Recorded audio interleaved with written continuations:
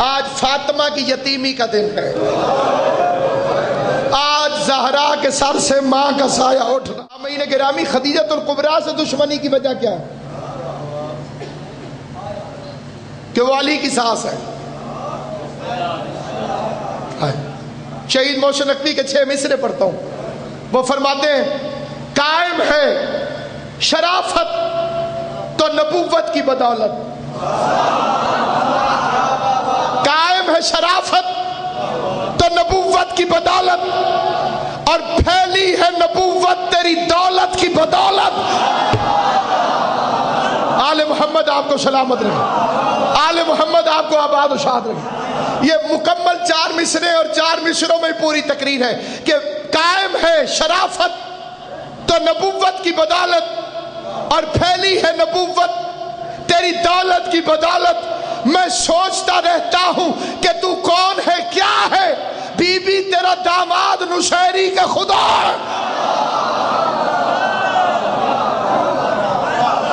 میں سوچتا رہتا ہوں کہ تو کون ہے، کیا ہے، بی بی تیرا داماد۔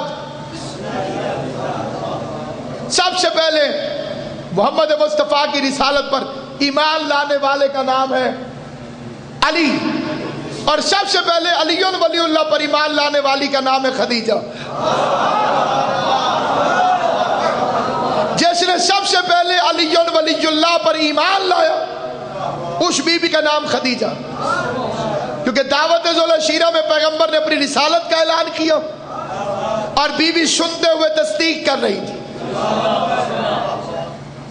سب سے پہلے پیغمبر نے جسے وحی کے حالات بتائے وہ جناب خدیجہ، اور اس نے سنتے ہی پہلا فکرہ فرمایا آپ ہیں ہی ایسے کہ فرشتے آپ کے دروازے پر اترے۔ پھر روایت ہے کہ پیغمبر نے فرمایا مجھے سردی لگ رہی ہے، پوری دنیا میں شور ہے، کالی کملی کالی کملی۔ میں لاؤڈ سپیکر پر تلا گنگ میں، یہ سامنے کیمرے لگے ہوئے ریکارڈ کرنے، کالی کملی کہاں سے آئی؟ یہ فاطمہ کی ماں نے پہنائی تھی پیغمبر کو۔ آل محمد آپ کو سلامت ہے۔ جناب سیدہ ان مسکراتے ہوئے چہروں کو آباد و شاد رکھیں۔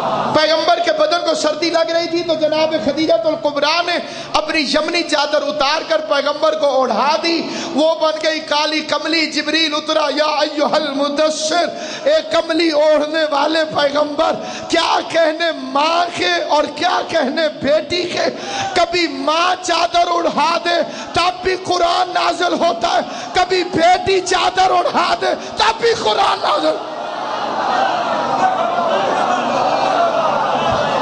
ماں نے چادر اڑھائی تب بھی آیت آ گئی، بیٹی نے چادر اڑھائی تب بھی آیت آ گئی۔ پہلی گواہ ساتھ لے کر گئی، اور اب اس نے مشورہ کیا ورقہ بن نوفل سے۔ ورقہ بن نوفل بڑا عالم دین تھا، جلیل القدر عالم دین، لیکن مسلمانوں کا نہیں، توریت کا عالم تھا، انجیل کا عالم تھا۔ تو اس نے جا کے تذکرہ کیا ورقہ بن نوفل سے کہ بطور استخارہ سمجھ گئے۔ شادی سے پہلے ایک دفعہ گئی تھی اور ایک مرتبہ شادی کے بعد گئی۔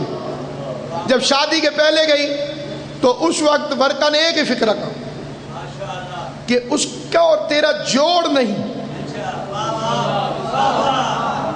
تو ایک مرتبہ حیران ہو کر جناب خدیجہ الکبریٰ نے پوچھا کہ کس وجہ سے اس کا اور میرا جوڑ نہیں؟ اس نے کہا اس کے بعد دولت نہیں، اس کے بعد دولت نہیں۔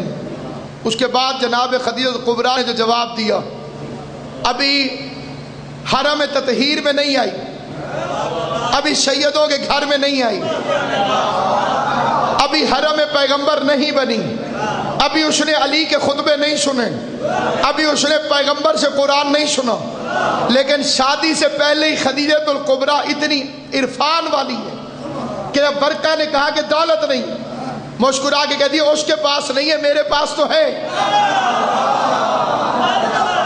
اس کے پاس نہیں ہے، میرے پاس تو ہے۔ میں ذمہ داری سے فکر پڑا، پہلا فکر کہا اس کے پاس تو نہیں ہے، میرے پاس تو ہے، تو پھر مجھے کیا ضرورت ہے دولت؟ اور ویسے بھی ورقہ دولت تو تراشے ہوئے ناخن کی طرح ہے، جو دھوپ اور چھاؤں کی طرح ہے، کبھی ہوتی ہے کبھی نہیں ہوتی۔ علی کے گھر میں آنے سے پہلے، پیغمبر کی زوجہ بننے سے پہلے اتنی عظیم ہے خدیجۃ الکبریٰ کہ وہ مال کو ویسے ہی حقیر سمجھتی ہے جیسے محمد اور علی سمجھتے ہیں۔ اس سے پہلے اتنی عظیم ہے۔ اس کے بعد ایک اختلاف ہے، اس اختلاف کی ڈیٹیل میں نہیں جاتا، لیکن ایک فکرہ کہتے ہیں۔ وہ اختلاف یہ ہے کہ پیغمبر کی بیویاں چادر تطہیر میں کیونکہ نہیں آئیں، اس لیے ہمارے نزدیک وہ مطہرات نہیں ہیں۔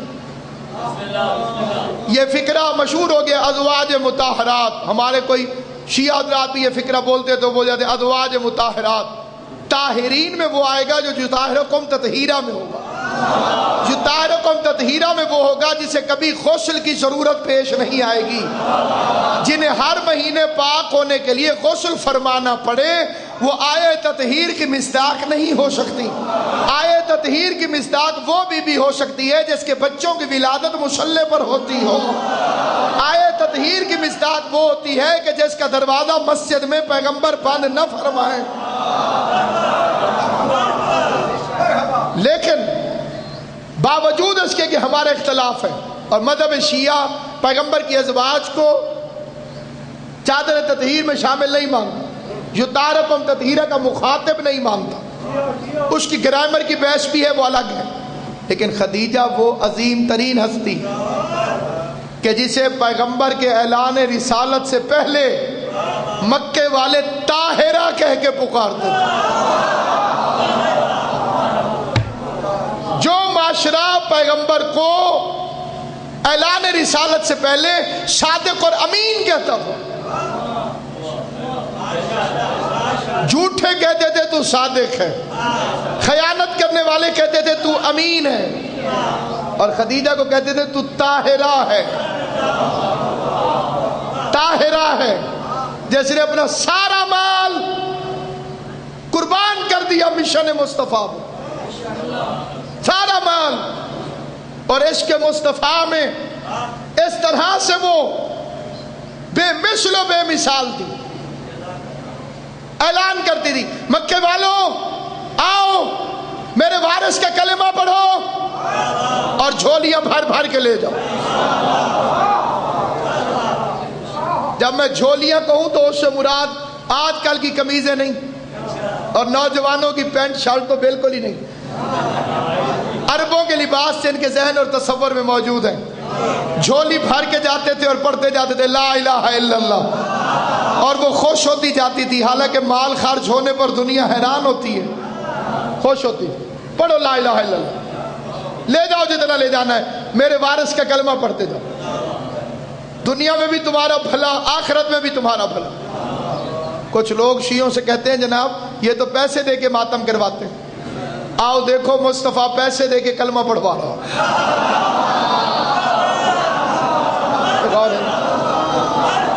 ایک مولانا مجھ سے بڑے ناراض ہو کے کہنے لگے آپ شیعہ پیسے دے کے ماتم کرواتے؟ میں نے کہا آپ غصہ نہ ہو، اپنی قیمت بتائیں۔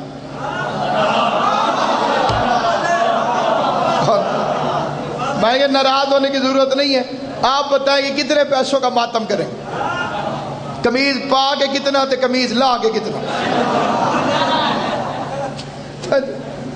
یہ محمد مصطفیٰ کلمہ پڑھوا رہے ہیں، آؤ۔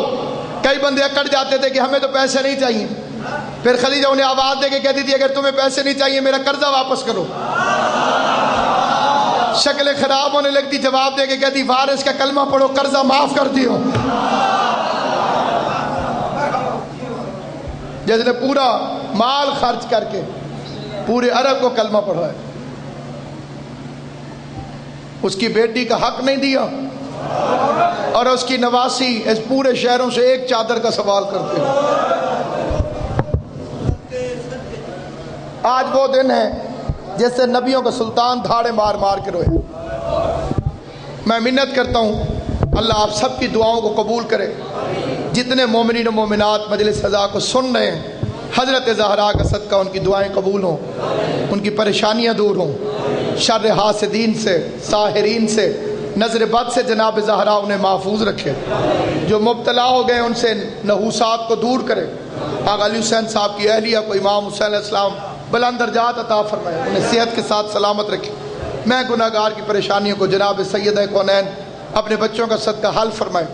قبلہ کعبہ نزاکت شاہ صاحب کو حضرت شہزادہ علی اصغر کی عزت اور عظمت کا صدقہ صحت کے ساتھ ہمیشہ سلامت و آباد و شاد رکھے، اور میرے جیسے امام حسین کے خدمت گزاروں اور چھوٹے چھوٹے ذاکروں کے سروں پر سیدزادے کا سایہ ہمیشہ قائم و دائم رہے۔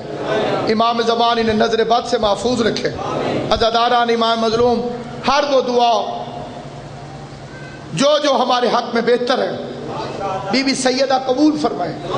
بانی مجلس کے رزق میں برکت دے، اس کے بچوں کو آباد رکھے، اس کے گھر کو سلامت رکھے۔ محمد و آل محمد کے صدقے بابا بزرگ شاہ ملک غلام باس ان کی اہلیہ شبیر الرحمان طاہر، ملک نیاز حسین ان کی اہلیہ ملک محمد حیات، ملک امتیاز حیدر، ملک سجاد حیدر، ملک عطا شبیر ان کی اہلیہ، ان کی دادا دادی، تمام مرحومین مومنین و مومنات جناب سیدہ کونین کے صدقے خدا ان کی مغفرت فرمائے۔ قبلہ و کعبہ بابا سیدہ آفتاب حسین شاہ صاحب، ملک ندیم، ملک قاسم، ملک عمران مرتضیٰ، ملک علی عمار یاسر، ملک علی عباس، ملک علی شیر، ملک عبداللہ حسین، ملک افتخار حیدر، سرمد عباس، وقاص حیدر اور ان کی والدہ خدا صحت عطا فرمائے۔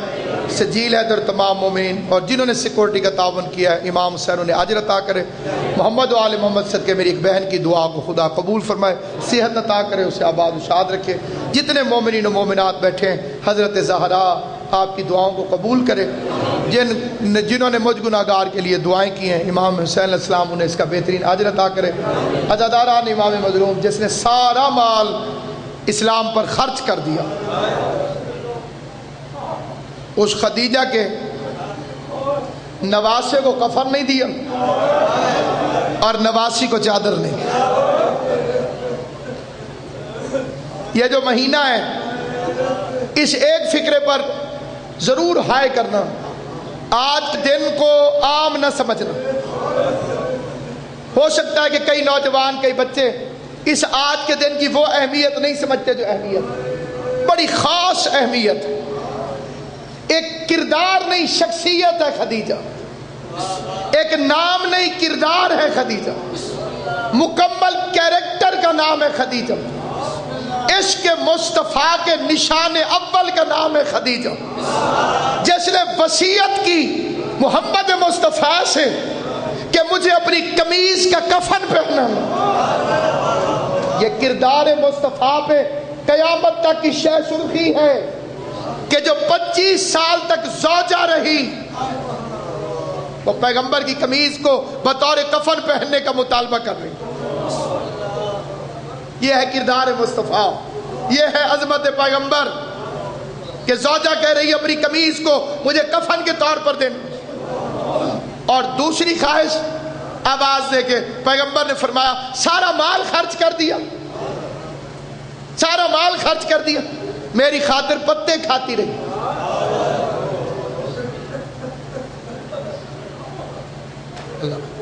بیوی اور ہوتی ہے، دولت مند بیوی اور ہوتی ہے۔ جب دولت کو دیکھ کر شادی کی جاتی ہے تو اس میں معیار دولت ہوتی ہے، اور بیوی دکھ سکھ کی ساتھی ہوتی ہے، امیری غریبی کی ساتھی ہوتی ہے۔ یہ دولت دیکھ کر پیغمبر کے نکاح میں نہیں آئی، اس لیے پیغمبر فرماتے تھے مجھے خدیجہ سے بہترین زوجہ نہیں ملی۔ یہ پیغمبر کی حدیث ہے، شیعہ سنی علماء کی کتابوں میں۔ اس نے میرا اس وقت ساتھ دیا جب کوئی نہیں دے رہا تھا، اس نے میری اس وقت تائید کی جب دنیا مجھے جھٹلا رہی تھی۔ آج کا دن ایک مصائب اگر آپ کے ذہن میں آ جائے، آپ کے دل میں آ جائے تو کسی بھی لمحے ہائے کر دینا۔ تمہاری دل سے کی ہوئی ہائے اگر خدا قبول کر لے تو عزاداری میں تمہارے لیے کافی ہوگی۔ 5 سال کی عمر میں یتیم ہو رہی ہے جناب زہرا، اللہ ہر بیٹی کے سر پہ اس کی ماں کا سایہ سلامت رکھے، خدا ہر بیٹی کا نصیب نیک کرے۔ یہ ہے قسمت جناب زہرا کی۔ اور پھر اس کے بعد کیا ہوا؟ اس کے بعد یہ ہوا کہ جناب فاطمہ زہرا ماں کی قبر سے بھی جدا ہو جائے گی، کیونکہ اسی سال رسول کے چچا کا بھی انتقال ہوا، حضرت ابو طالب۔ اسی سال خدیجہ کا بھی انتقال ہوا، اس کا نام رکھا عام الحزن، غم کا سال۔ یہ سال ختم ہوگا، اللہ کی آواز آئے گی، نہ خدیجہ رہی ہے نہ ابو طالب، اب مکہ رہنے کے قابل نہیں رہا، میرے حبیب مکہ چھوڑ دے۔ یعنی فاطمہ 5 سال کی عمر میں ہجرت کریں گی اور ماں کی قبر سے چھوٹ جائے گی زہرا، ایک یتیم ہو گئی، پھر ماں کی قبر سے چھوٹ جائے گی، اور پھر غربت میں شادی ہوگی، اور شادی میں ماں نہیں ہوگی۔ عربوں میں ایک رواج تھا جو ہمارے آپ کے علاقوں میں بھی موجود ہے مختلف طریقوں سے، لیکن عربوں کا جو رواج تھا وہ یہ تھا کہ شادی کے بعد 3 دن تک کھانا دلہن کی ماں لے کے جاتی تھی۔ عربوں کا رواج یہ تھا کہ ماں اپنے سر پہ کھانا رکھتی تھی اور دلہن کو جا کے دیتی تھی۔ ہو گئی زہرا کی غربت میں شادی، کائنات کا سب سے بڑا پیغمبر مٹی پر بیٹھ کر رونے لگو، خاندان کی عورتیں اکٹھی ہو گئیں، قدموں پہ ہاتھ رکھ کے کہتی یا رسول اللہ کائنات قربان آپ کیوں روتے ہیں؟ رو کے آواز آئی کاش آج زہرا کی ماں ہوتی، اللہ تمہاری ہائے قبول کرے۔ بی بی خدیجہ الکبریٰ کا صدقہ تمہیں رزق عطا ہو، اللہ ہر مومن اور مومنہ کو روزگار عطا کرے۔ خدیجہ کے لنگر چلنے اور اس کے رزق کا صدقہ ہر مومن اور مومنہ کو ملے۔ رو کے پیغمبر کی آواز آئی کاش آج زہرا کی ماں ہوتی، وہ میری بچی کا کھانا اٹھا کے جاتی، میری فاطمہ دروازے کی طرف دیکھ رہی ہوگی کہ آج میری ماں میرا کھانا لے کر آتی ہے کہ نہیں۔ ایک مرتبہ پیغمبر کا پورا خاندان رونے لگا، پیغمبر کی پھوپھی زندہ تھی جناب عاتقہ، قریب آگے کہتی ہے میں کھانا لے کر جاؤں، اب آ گئی تو خدیجہ کی جگہ کہاں پوری کرے گی؟ اگر میری فاطمہ رو پڑی، اگر میری فاطمہ کو ماں یاد آ گئی، اگر میری فاطمہ کو یتیمی کا احساس ہو گیا تو میں پیغمبر کا دل ٹکڑے ٹکڑے ہو جائے گا۔ اب آ گئی یا رسول اللہ پھر کون جائے؟ جو اگر کہا کوئی بھی جائے گا تو میری بچی کو ماں ضرور یاد آئے گی۔ فاطمہ بنت اسد کہتی رہی میں سر پہ اٹھا کے جاتی ہوں۔ پیغمبر نے کہا چچی بے شک آپ ماں ہیں لیکن آپ بھی گئی تو میری بیٹی کو ماں تو یاد آئے گی۔ کہا پھر کون جائے؟ آل محمد کی عزت کی قسم کھا کے کہتا ہوں کائنات کے سب سے بڑے نبی نے اپنے سر پہ فاطمہ کا کھانا رکھا، محمد مصطفیٰ زہرا کا کھانا لے کر چلا۔ ادھر بطول کی نظر پڑی، کائنات کا سب سے بڑا نبی 3 دن تک جناب مولا تمہیں زندگی دے، شیعہ سنی رو رہے ہو خدا تمہیں دنیا کے کسی کام میں نہ رلائے، کائنات کا سب سے بڑا نبی فاطمہ زہرا کے لیے ادھر کھانا لے کر آیا، ادھر زہرا کی نظر پڑی، خدیجہ کی یاد مصطفیٰ کو آئی، مصطفیٰ بے ہوش ہو گئے، فاطمہ کو آئی، زہرا خاک پہ گر کے بے ہوش ہو گئی۔ ایک مرتبہ دونوں باپ بیٹی نے ایک دوسرے کے گلے میں باہیں ڈالی، میں رو کے ایک فکرہ کہتا ہوں مولا آپ نے 3 دن تک زہرا کو کھانا پہنچایا، زہرا علی کی زوجہ بنی تھی، کھانے کی کمی نہ تھی، یہ تو ایک رواج تھا۔ کیا ہوتا یہ 3 دن کا کھانا ادھار رکھ لیتے، جب 7ویں محرم کا دن چڑھتا اور حسین کے بچے کربلا کے میدان میں بھوکے اور پیاسے ہوتے، کاش آپ مدینے سے آ جاتے، حسین کا اصغر، حسین کی سکینہ، حسین کا غریب گھر۔ اجرکم علی اللہ، اجرکم علی اللہ، جعلکم اللہ من الباقین۔ اللہ میرا آپ کا شمار رونے رلانے والوں میں کرے، کیونکہ یہ گھر حالات سے پہلے جانتا ہے۔ تو میں ایک فکرہ عرض کرتا ہوں، یہ ماہ رمضان ہے، اس کی ایک روایت پڑھتا ہوں۔ جب 40 ہجری کا رمضان چڑھا، 40 ہجری والا رمضان چڑھا، صرف ایک روایت تاکہ حکم کی تعمیل ہو جائے۔ 40 ہجری کا رمضان چڑھا، عورتیں اکٹھی ہو کر آئیں مولا علی کے پاس، کہ یا علی ہم نے سنا ہے کہ آپ نے فرمایا ہے کہ ہر چیز کا کوئی نہ کوئی موسم ہے، بہار ہے اور قرآن کی بہار ماہ رمضان۔ مولا نے فرمایا سچ ہے۔ تو مولا ہم نے سنا ہے کہ آپ نے فرمایا ہے کہ آسمان والوں کے لیے وہ گھر زمین پر ستاروں کی طرح چمکتے ہیں جن میں قرآن کی تلاوت ہو۔ علی نے فرمایا سچ ہے۔ عورتیں دیکھ کے کہتی ہیں مولا ہمارے مرد تو مسجد میں جا کے قرآن پڑھاتے ہیں، ہم عورتیں مسجد میں آ نہیں سکتی. ہم نے سنا ہے تیری بیٹی تیری طرح قرآن پڑھتی ہے.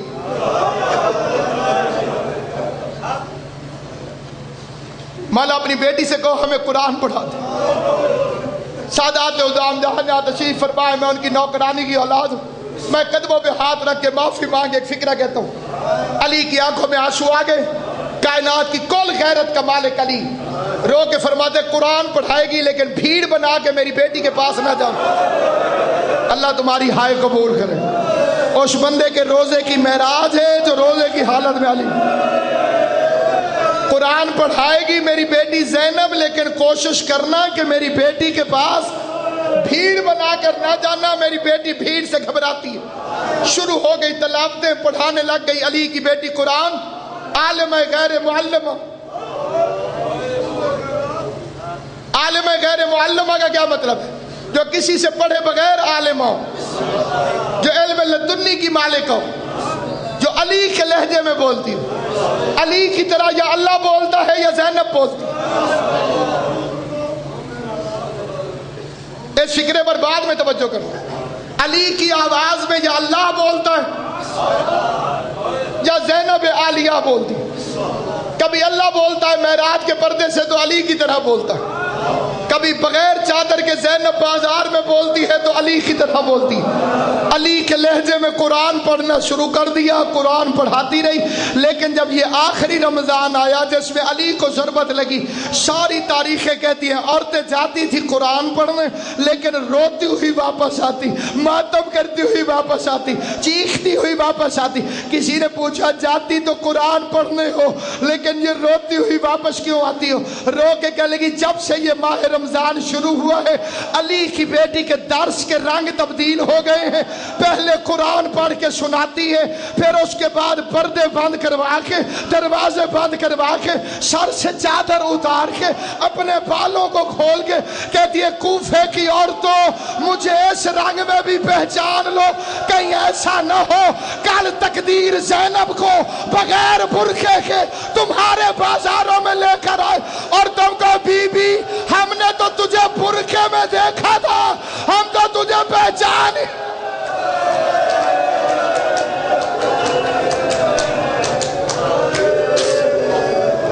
سيعلم الذين ظلموا أيام ينقلبون على لعنة الله إلى القوم الظالمين.